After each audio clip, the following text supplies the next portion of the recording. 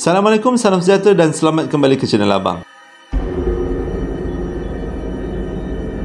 Pada abad ke-16, dekat negara Perancis diserang dengan satu wabak yang pelik, iaitu wabak berjoget tak berhenti. Dikatakan wabak ni bermula bila ada seorang perempuan terkena penyakit ni. Dia berjoget-joget siang malam tak berhenti. 6 hari dia berjoget. Lepas tu, bukan dia seorang je berjoget. Penyakit dia macam berjangkit. Daripada seorang ke seorang, ramai-ramai lah berjoget. Sampai dalam satu masa, 40 orang berjoget serentak tanpa henti. Bukan sehari sampai ke 6 hari dia berjoget. Berjoget dalam rumah, dekat tepi jalan. Mengikut catatan, 400 orang terkena wabak penyakit berjoget ni. Tak tahu penyakit ni datang pada mana. Dan tiba-tiba penyakit ni berhenti. Orang berhenti berjoget. Dia datang tiba-tiba dan dia hilang macam tu je. Mengikut catatan, orang yang berjoget ni dia macam tak boleh kontrol badan dia. Dia sedar dia berjoget tapi dia tak boleh kontrol. Tapi bukan dekat Perancis je. Pada tahun 1021, dikatakan 18 orang kena penyakit berjoget tak berhenti ni. Dan dia berlaku dekat Jerman pula. Sampaikan ada yang mati waktu berjoget ni sebab terlalulah penat, hilang air dalam badan. Dan wabak ni sebenarnya tak berlaku 1 hingga 2 bulan, tak. Dia berjalan sampai setahun kadang-kadang lamanya. Tapi mengikut cerita, sebenarnya wabak ni berpunca daripada seorang lelaki. Lelaki ni dia buat kacau dekat luar gereja. Lepas tu ketua gereja ni macam sakit hati dengan perangai lelaki ni. Dia keluar daripada gereja dan dia sumpah lelaki ni. Dia kata lelaki ni akan kena dengan penyakit berjoget tak berhenti. Tapi memang betul-betul lepas tu lelaki ni kena joget tak berhenti sampai berjangkit-jangkit dekat orang lain. Jadi tak tahulah sebenarnya adalah penyakit ataupun sumpahan. Dekat Afrika pula terjadi satu peristiwa yang pelik, iaitu ramai orang dijangkiti penyakit ketawa. Ketawa tak berhenti. Benda ni berlaku pada 1962.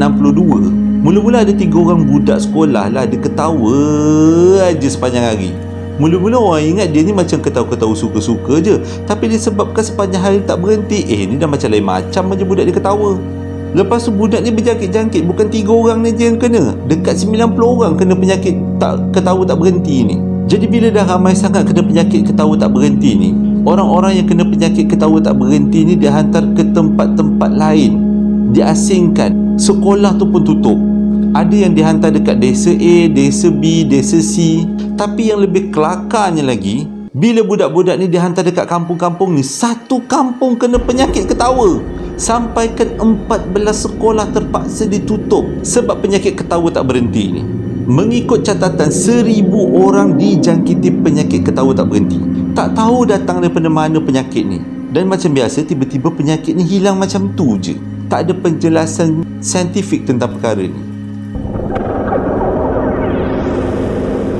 Penyakit ketiga yang pelik adalah penyakit angguk tak berhenti. Angguk je lah kerjanya. Dia berlaku dekat beberapa tempat, dekat Uganda, Tanzania dengan Sudan. Berlaku sekitar tahun 1960-an. Dan kebanyakannya menjangkiti kanak-kanak di antara umur 5 tahun hingga umur 15 tahun. Tapi korang jangan terkejut pada tahun 2012 hari tu, penyakit ni muncul balik. Mengangguk je. Dah makan dah. Bukan abang gelak, tapi itulah situasinya kan. Tapi yang lebih menakutkan lagi, siapa yang kena penyakit ni, otak dia akan mengecut dan dia akan menghadapi penyakit sindrom Down. Tapi mengikut kajian, penyakit ni berpunca daripada parasit ataupun cacing. Sebab didapati dekat kawasan-kawasan yang kena penyakit ni ada satu cacing yang pelik hidup. Mungkin tu puncanya. Ada satu penyakit dikira sangat bahaya, iaitu penyakit berpeluh. Dia berlaku di antara abad ke-15 hingga abad ke-16 dekat Eropah. Kalau nak tahu orang tu kena penyakit berpeluh, dia berpeluh satu badan macam mandi.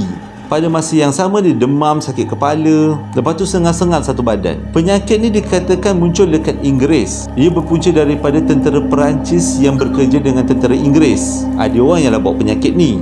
Ada banyak spekulasi tentang penyakit berpeluh ni, dan dia dipercayai ia berpunca daripada virus. Penyakit ni tak hilang sepenuhnya. Dia hilang muncul balik, hilang muncul balik. Hilang abad ke-15, muncul abad ke-17. Macam tu. Pada tahun 1993, penyakit ni telah menyerang dekat satu kawasan di Amerika Syarikat, iaitu di daerah New Mexico. Dan penyakit ni telah diberi nama khusus, iaitu penyakit HPS. Tapi tak tahulah penyakit HPS ni sama ke dengan penyakit abad ke-17 dan juga abad ke-15 pada waktu tu. Tapi sindromnya samalah, orang tu berpeluh satu badan macam mandi. Terima kasih sebab dah menonton video abang daripada mula sampai habis. Moga-moga ia menjadi maklumat tambahan untuk kita semua. Hingga berjumpa lagi dalam posting abang yang akan datang. Assalamualaikum warahmatullahi wabarakatuh.